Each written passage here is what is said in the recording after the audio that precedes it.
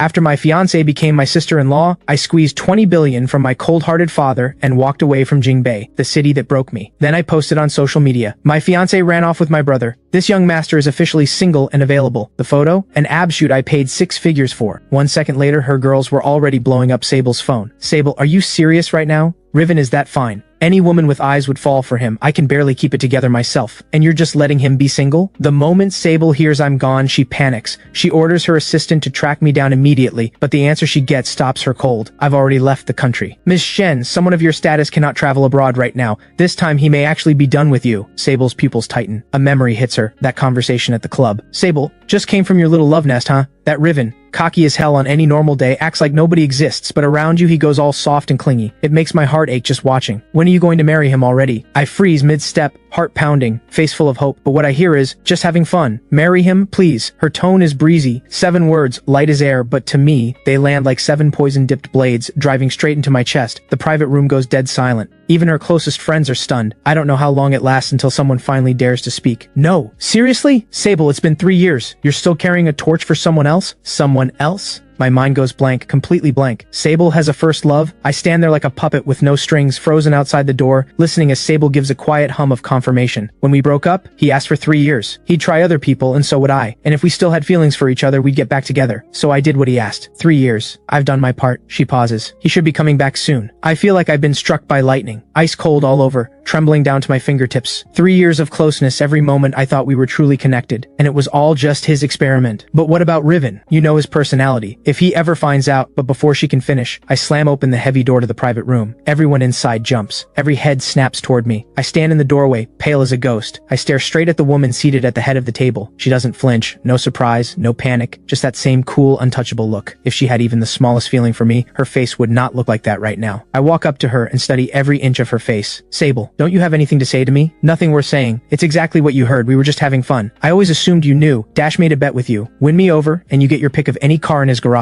If a car isn't enough, she reaches into her jacket and pulls out a matte black card, sliding it across the table toward me. There's 100 million here. Call it payment for 3 years of being on call. From this moment on, we're done. She stands up and moves to leave, but the moment she passes me, I reach out, grabbing her hand and holding on. Sable, I actually fell for you. Every memory from the past 3 years floods through me as I say it, but she just shakes her head and holds up her phone. A notification preview fills the screen. Sable, 3 years. I tried, and I still only want you. Come back to me. In that instant, my entire world collapses. Sable stares at the screen for a long moment, then slowly pries my fingers from her hand one by one. Sorry. It didn't move me, and with that, she walks away without looking back. She said it didn't move her, which means for 3 years, only I was the fool, pouring everything I had into a play she directed. I stand frozen, staring at my empty hand. Then I grab an expensive bottle of liquor off the table and smash it against the floor. Everyone in the room goes rigid with shock. Nobody dares to move. I don't know how much time passes before I finally walk out of the club. The night wind hits my face, cold and sharp. I wipe my tears with the back of my hand and flag down a cab to follow that Maybach. I need to see for myself. Who is this person she's been holding on to for 3 years? The one I could never measure up to. The driver notices my state but says nothing. He just hits the gas and follows. Then I notice something. The normally composed, steady driver ahead is going noticeably faster than usual. A fresh wave of pain hits me. She's this eager to see him. The car stops at the arrivals level of the international airport. I pay the fare and stumble out, hiding behind a pillar. I spot Sable standing near the exit. Then a man comes out, rolling a suitcase behind him. The moment I see his face, the shock hits me like a lightning bolt. Not just because he opens his arms and catches Sable as she rushes into him, pressing his lips to the top of her head, but because that person is Crest, the man I'm supposed to call a brother. The one person in this world I despise the most. Less than 6 months after my mother died in a car accident, my father brought a woman home. She came with a son, 3 years older than me. That son was Crest. Harlan claimed she was his first love, and Crest was his real son. He said my mother forced his hand, that she stole him from his first love before she could even give birth, forcing him to end things. But I know the truth better than anyone. Back when Harlan was starting his business, he had nothing, couldn't even afford food. He went to my mother himself, she had been chasing him for years, and promised to marry her if her family funded his company. My mother gave him the money, gave him everything she had, and then in a car accident years later she gave her life pushing him out of the way. And what did she get in return? Her body wasn't even cold when Harlan used her dowry and inheritance as a wedding gift to marry his so-called first love in grand style. Sable can love whoever she wants, but why does it have to be Crest? I'm still lost in that thought when Sable takes Crest's luggage and heads toward the parking lot. Like a man possessed, I hail another cab and follow. I'm close enough to see clearly through the window. Sable turning to Crest, talking to him softly, her hand reaching up to brush a strand of hair from his face. So naturally, so effortlessly. That kind of tenderness. I never once received that in 3 years with her. I keep staring ahead, my vision blurring with tears, when a collision erupts at the intersection ahead. Tires screech, metal crunches, the cab I'm in slams into the car in front, and then a car behind hits us hard. The force of impact is brutal. My forehead slams into the back of the front seat. Blinding pain. Blood streams down immediately, blurring my sight. Through the chaos and screaming,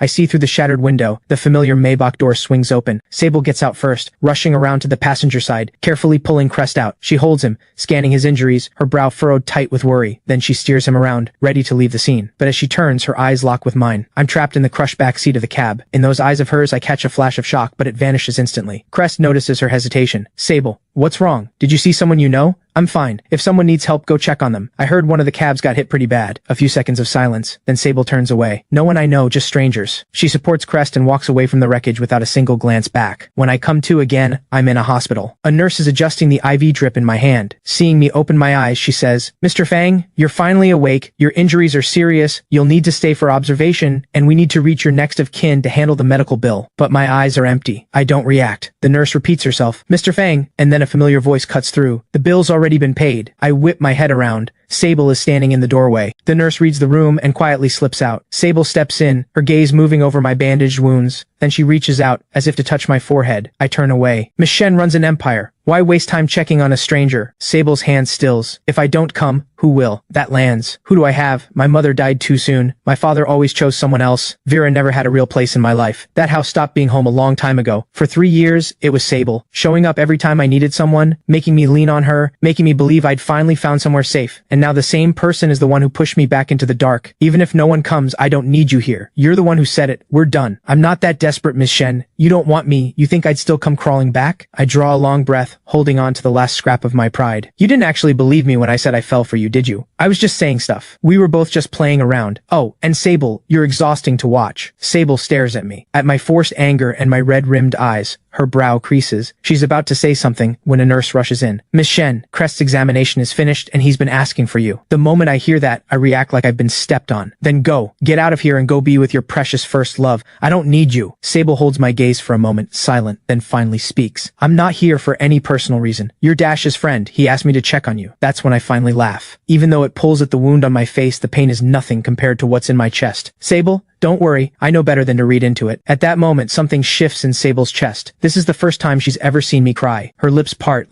like she wants to say something but nothing comes out. She turns and follows the nurse out. Watching her walk away without hesitation, I finally lose the will to hold on and sink against the hospital bed. I expect to cry for hours. Strangely, the tears dry up fast. In the days that follow, I'm alone in the hospital. No one to help me. Changing my dressings drenches me in cold sweat. Every meal tastes like nothing. Sometimes I catch nurses whispering in the hallway about how lucky Crest is, that Miss Shen waits on him hand and foot, personally feeds him, brings him water, stays through the night. One time I walk past that room and through the gap in the door I see Sable sitting at his bedside, peeling an apple. That image burns itself into my eyes. The pain nearly blacks me out, but I don't cry. The one thing Riven is best at is being able to love hard and let go clean. The day I'm discharged, the first thing I do is get my visa. I cannot spend another second in this city. I come back to the house afterward, and the first thing I see is Vera, full makeup, perfectly put together, launching into her usual lecture the moment she spots me. Riven, so you do know how to come home. I don't even glance at her. I walk straight to the entryway and grab a tall porcelain vase, hurling it against the floor with everything I've got. The crash is deafening. Shards fly everywhere. Vera screams, stumbling back 2 steps. Who do you think you are? A home-wrecking side piece thinks she can lecture me? Vera, get this straight. As long as I'm still in this house, you will never hold your head up here. Never. Sharp words, deliberate, everyone lands. Vera's face goes white, her whole body shaking. Riven, what is wrong with you? Harlan charges out of his study, rushes to steady Vera and turns on me with fury in his eyes. You walk through the door and immediately cause chaos. Can you act like a human being for once? I watch him cradle that woman and let out a cold laugh. I'm causing chaos? Fine. Give me my share of the estate now and I'll leave the country. You'll never see me again. Harlan blinks, then pastes on a look of false concern. Don't be ridiculous. Leave? For what? Stay here. This is your home. We're family. I laugh like I've just heard the funniest thing in my life. Drop the act, Harlan. You and Crest.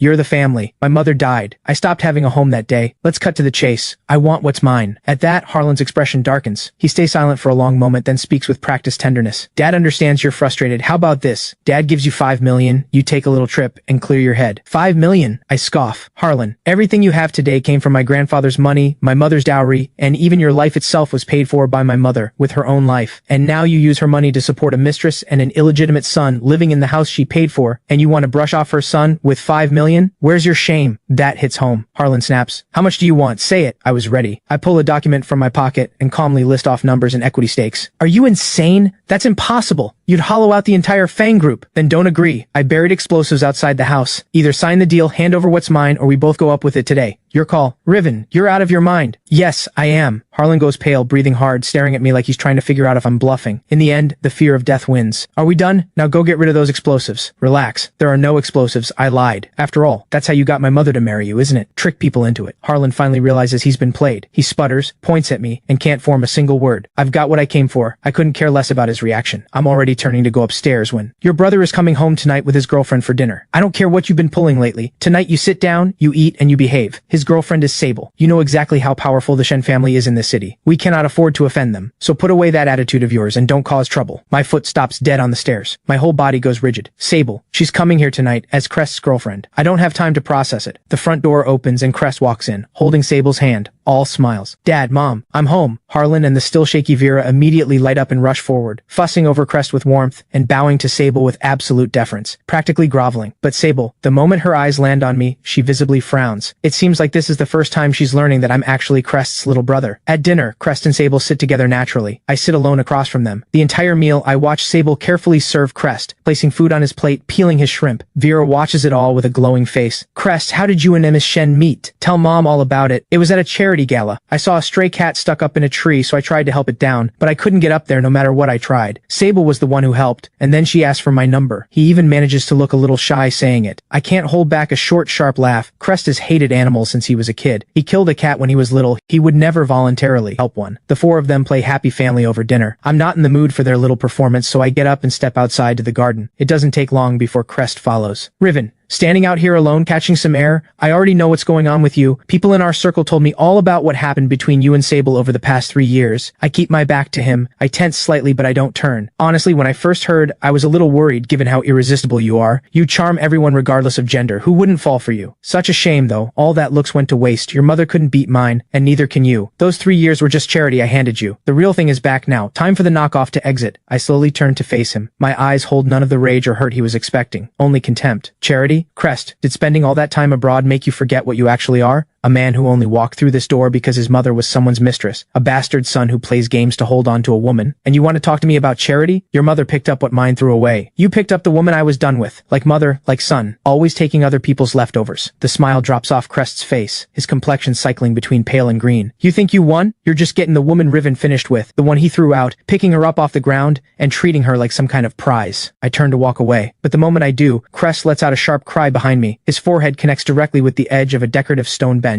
Blood pouring out instantly. Almost at the same moment, Sable, Harlan, and Vera come rushing out from the living room. Crest is on the ground, hands pressed to his bleeding forehead. Dad, Mom, Sable, don't blame him, I just lost my footing. Vera throws herself at her son, pulling him close. Crest, how can you be so foolish? After everything he just did to you, you still cover for him? Harlan goes rigid with fury, finger pointed at me. Riven, what did you do to him now? I stand there and watch this carefully staged frame-up, my gaze moving over the raging father, the fake mother, and finally landing on Sable. Crouched beside Crest, carefully checking his wound, then looking up and glaring at me like she wants to tear me apart. Good. She doesn't believe me either. Fair enough. Crest is the one she truly loves. Why would she take my side? I think about it for a second, then walk over step by step, and in front of everyone's horrified eyes, I pick up a heavy ceramic pot and bring it down hard on the exact spot Crest already cut open. A dull crack. Then Crest screams, louder and worse. I let go, drop the shattered pot, and say clearly, just so everyone knows, that first time wasn't me. This time was. Everyone freezes, including Sable. I drop the remaining ceramic shards and turn to leave, but a hand seizes my wrist with incredible force. Sable. Her grip is iron, her face dark as a storm. Chairman Fang, if your son behaves like this and goes undisciplined, I won't be letting this go. Harlan is torn between worrying about Crest and fearing Sable's influence. He bows without hesitation. Miss Shen, don't worry. I'll deal with this ungrateful little punk personally. He calls for the security guards on the spot. Grab him, drag him to the ancestral hall and make him kneel. You wouldn't dare, I fight back, glaring at my father with every bit of venom I have. But Harlan turns to Sable, fawning as he asks, in your opinion, making him kneel in the ancestral hall to reflect, is that punishment enough? Sable helps Crest to his feet, blood still streaming from his forehead, and sweeps a cold gaze over me. What she says is brutal. That's too light. I noticed a riding crop hanging in the study. That's not just decoration, is it? She guides Crest away without a backward glance. I stand there, stunned, watching her go. She just told Harlan to whip me. Harlan catches on immediately, and barks at the guards. You hear me? 30 strikes with the riding crop first, then drag him to the ancestral hall. He doesn't get up without my say-so. I fight with everything I have, but they pin me down. Too many of them, and I let my guard down. I told myself Crest's words didn't get to me, but they clearly did. Otherwise, a few sentences from him wouldn't have set me off like that. I'm hauled away to a side room. When I come back to myself, I'm lying in my own room, feeling like I've been crushed into pieces. Nanny May is quietly applying medicine to my wounds, wiping tears as she goes, whispering softly, "Young master, please just apologize to the master. Why put yourself through this?" I shake my head weakly. Give in. Give in to this family, and they'll pick me clean. Nothing left but bones. I pause and pull out a smile that looks worse than crying. It was just a beating. I got my shots in at Crest too. Fair trade. I can take it. I force myself to reach under the pillow and pull out a bank card, pressing it into Nanny May's hand. Take this. She startles and pushes back immediately. Young master, I could never take your money. Take it. I planned this out a long time ago. I'm not coming back. You came with my mother from her family home. Staying here now, they'll never treat you right. This is enough for you to live out the rest of your life with ease. Trust me, quit and leave this place. Nanny May stares at the thin card in her hand, then looks at me, broken and bruised on the bed, still thinking of her, and breaks down completely. Tears stream down her old face as her knees buckle. I stop her. Nanny May, I'm actually in the mood for your lotus root and pork rib soup. Okay,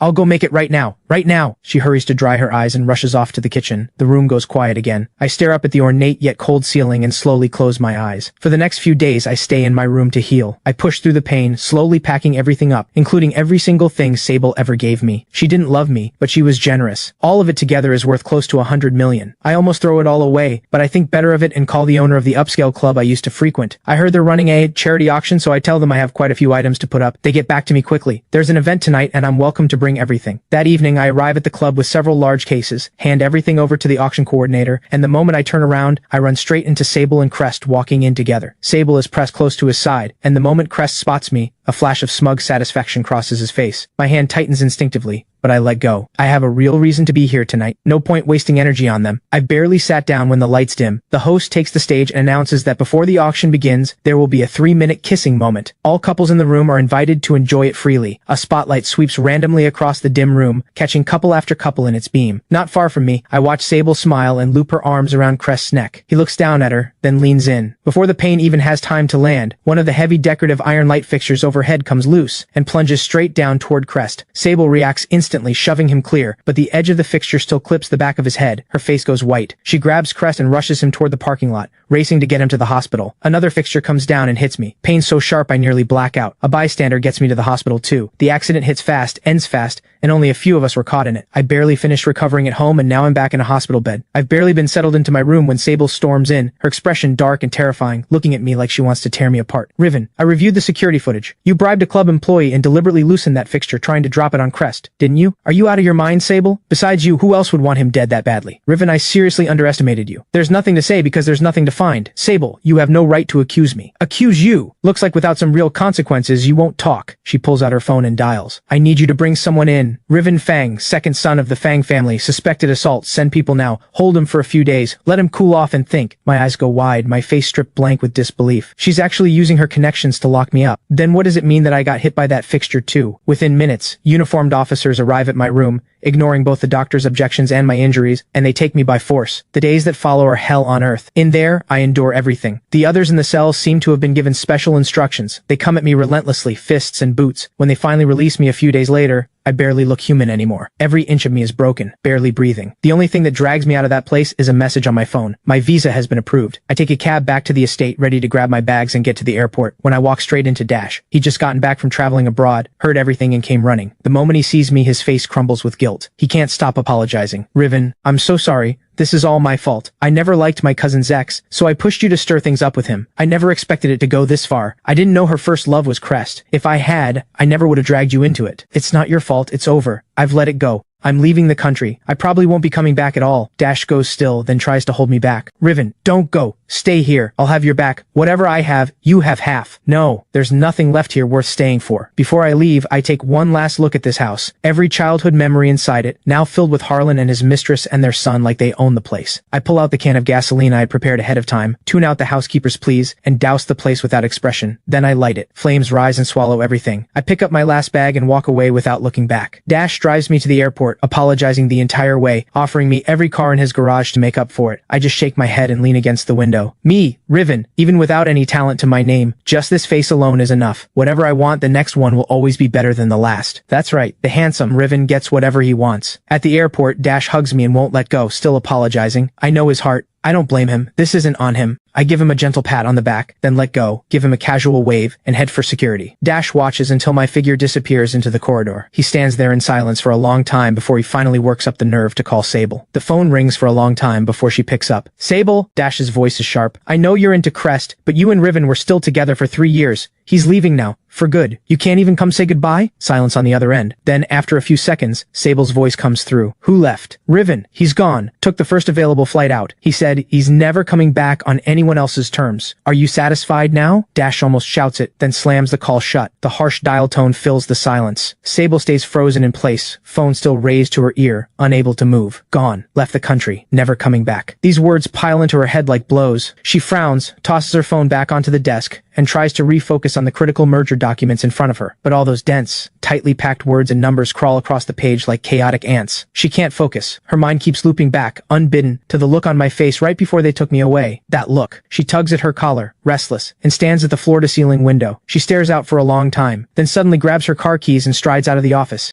In the elevator going down, she calls the airport director on his private line. Find out what flight Riven took out of the country. Now. By the time she arrives at the airport, driving recklessly fast, the director is already waiting, visibly nervous, ready to hand over what he found. Miss Shen, Mr. Fang was on flight FX-108 to Paris. It departed 20 minutes ago. Sable stops dead. She looks up at the massive departure board. Next to flight FX-108, 3 green words glow cold and clear. Departed. She stands motionless in the crowded, noisy terminal. Voices in a dozen languages around her. Wheels of luggage rolling past. Travelers laughing and chatting. Just then, her phone vibrates again. Crest's name on the screen. She draws a slow breath and answers. Sable, my head still hurts a little. Are you busy? I miss you. In the past, she would have dropped everything and gone to him instantly. But right now, she stares at the tiny light of a plane that just vanished into the dark sky, and she's quiet for a long moment. Finally, she answers. I'm on my way. She heads to the hospital, very important person room. Crest is propped up against the headboard, looking a little pale. When he sees her walk in, his face lights up. Sable sits beside him, listening as Crest talks and talks, but her mind is somewhere else. He picks up on her unusual quietness and carefully probes. Sable, are you worried about Riven? Dad told me he left the country. After pulling a stunt like that, honestly, going away to clear his head isn't the worst thing. Give him time. He'll probably come around. Let's not talk about him. Crest nods right away, clearly happy to drop it, but what he doesn't know is, once he falls asleep, Sable picks up her phone again, finger hovering over the screen, and finally opens the chat with her assistant, typing a message. Keep tabs on what Riven's doing abroad. Compile a weekly report for me. But just as her finger is about to hit send, she stops. What am I doing? He was just a bit of fun. Is he really worth this much attention? She deletes the entire message in one swipe. Life after getting back together with Crest looks perfect from the outside. The ideal match. The beautiful couple. Sable does everything a girlfriend is supposed to do. Dinners, work, showing up at the right events. But only Sable knows the truth. This life that looks perfect is actually hollow and completely numb. She drifts mid-task at the office window, remembering a time when I used to sneak in right at her busiest moments, wrap my arms around her from behind, and breathe deliberately into her ear, destroying her concentration completely. She catches herself on the private jet, eyes drifting to that tiny lavatory, the one where I eventually wrapped her in a blanket and carried her out, and when I did, she muttered complaints under her breath the whole way. These memories that have no business showing up now come at her like ghosts, crawling in unbidden, unsettling her every time. She takes Crest to the exclusive private dining club we used to go to, the one that books up months in advance. The food is still exquisite, the setting is still elegant. Sable eats in silence, but her mind drifts back to how I used to wait for her to look away and steal exactly the dish she wanted. Then I'd claim it wasn't even spicy, until I'd grab her hand and drink straight from her glass to cool down, telling her without a hint of shame, what's yours is mine. Every meal ended in absolute chaos, but it was alive. And this dinner, this one is so quiet the only sound is silverware touching porcelain, suffocating. At night she lies on her usual side of the bed, half asleep, and her arm reaches out automatically to the side, and lands on a warm body. But it's wrong. The warmth is wrong. Not that bright burning heat. The breathing is wrong too, no familiar natural scent. Even the quiet sounds of sleep are wrong. I was never a still sleeper, always stealing the covers without realizing it, like a small animal searching for warmth, half asleep and burrowing straight into her arms. Sable's eyes snap open. A wave of deep, almost violent rejection rises in her chest. For the first time, she practically shoves Crest aside, gets up and walks out of bed. Go to sleep. I just remembered there's an urgent document I need to handle. Without waiting for his stunned response, she goes straight to the study and shuts the door. She needs to be alone, needs silence, needs to force the face that keeps getting clearer in her mind out of it for good. 1 week later, an important business gala, and Sable attends with Crest. Everyone says they're perfect together. Sable finds the whole night suffocating suffocating. A spoiled young man at the dinner takes issue with Crest, provoking him deliberately. Crest's only move is to turn and look to Sable. In the past, Sable would have stepped in. She always felt his background wasn't strong enough, so of course she had to hold things together. But right now, she thinks of me. If that had been me in that situation, I probably would have turned around and splashed my drink right back at him, then said without a care in the world, "So sorry, my hand slipped." The contrast hits her hard. Just then, a young man from an old family, one with a history of bad blood with the Shens,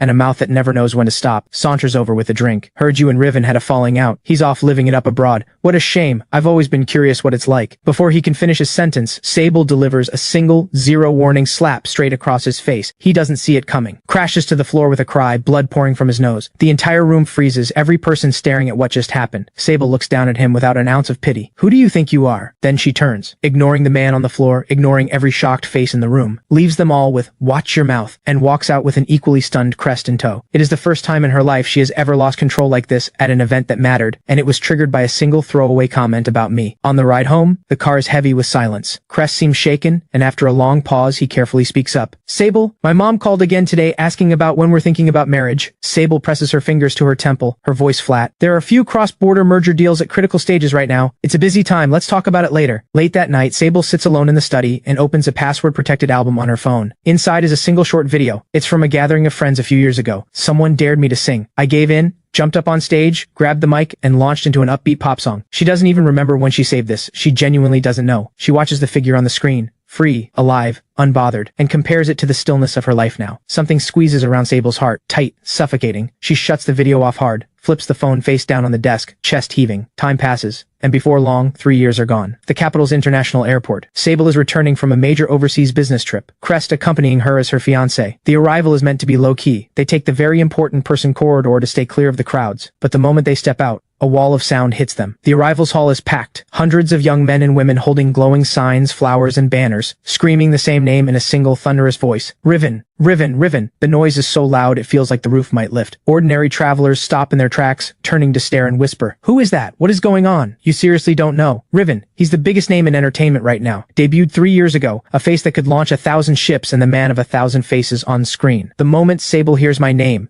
her feet stop without her permission. Her eyes follow the noise and the crowd's gaze, locking onto a massive billboard hanging on the pillar across the corridor. She stands there, completely still, staring at the enormous poster, the noise of the entire hall fading out around her, until the only thing left in the world is that figure blazing like a star. Crest sees it too, and his grip tightens on Sable's hand instinctively. "Sable, that's Riven. I'd heard he went abroad and got into the entertainment industry, throwing away a perfectly good life as a young master to mess around in show business." There's a deliberate dismissiveness in his tone. Sable doesn't seem to hear it. She has known, for all 3 of these years, she never once reached out to find me. But news of me found her anyway. She knew I debuted at the top, that every film I made was both critically praised and a box office hit, that I'd won more major awards than she could count. She even had her assistant secretly buy every film I'd ever made and collect posters and merchandise from every brand I endorsed, all tucked away in the most hidden drawer of her study. She just never let herself go to me. Then her eyes cut through the surging crowd and lock onto the figure who has just walked out of the regular arrival corridor, closely flanked by bodyguards and assistants. Just one look, and she knows, I'm even more striking in person than on any poster.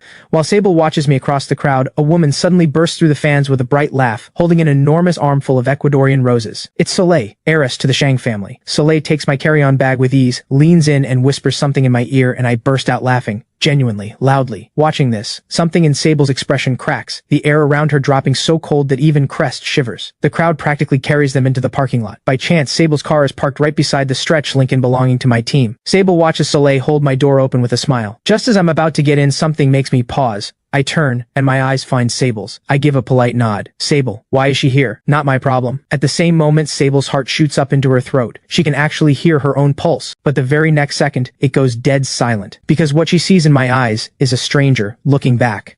Riven barely tilts his head in Sable's direction, as if acknowledging a random fan who recognized him. Then he looks away, completely unbothered. He ducks into the car without a second's pause. Soleil, meanwhile, has noticed Sable. She pulls the door shut, and through the window she raises an eyebrow in Sable's direction, lips curling into a slow smirk. Then the black stretch Lincoln peels away, disappearing through the exit of the airport parking garage. Watching all of this, Sable stands frozen, rooted to the spot. Crest calls her name several times from beside her, but she doesn't hear a word. There is only a low, steady ringing in her ears and one thought playing on repeat. He saw me, and and he looked right through me. Back at the hotel suite, Sable drops herself hard onto the couch. She doesn't sleep. Not a single minute. The airport plays over and over in her mind. The way Riven looked at her, like she was nobody. The easy intimacy between Riven and Soleil. And that parting smirk from Soleil. Every detail is a needle dipped in poison, pressing into her skin. And it's only now that she realizes she cannot stand the way Riven looked at her. And she absolutely cannot stand another woman standing beside him. The more she thinks, the more she unravels. She shoves herself upright, walks to the minibar, and pours herself a shot of something strong. She throws it back in one go. Then she grabs her phone. She calls her assistant. I need everything on Riven's whereabouts in Jingbei, his address, every move he's making for the next week. And Soleil, what has she been doing for the past 3 years? What exactly is she to Riven?